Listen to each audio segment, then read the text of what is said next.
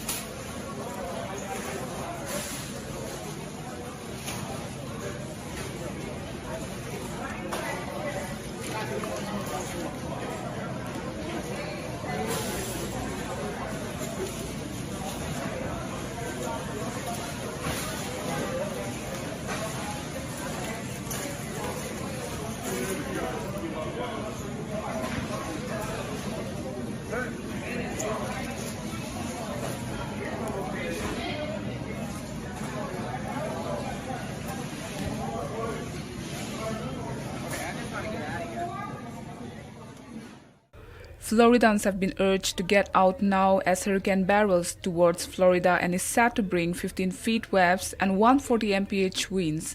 Local officials warn residents to not wait and stressed time is of the essence as the monster storm loomed in the Caribbean Sea just south of Cuba. And they ordered more than 3 lakh people to evacuate their homes in parts of Hillsborough, including Tampa, Manatee, and Hernando counties, with more expected to follow.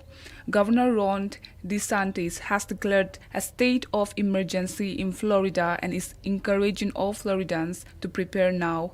Ron DeSantis has warned of heavy traffic amid reports that some highways were bumper to bumper for around 50 miles. He further urged the residents of the state to prepare for the Hurricane Ian as it is heading towards the U.S. expected to bring the major winds and torrential rains and a powerful storm surge later in the week.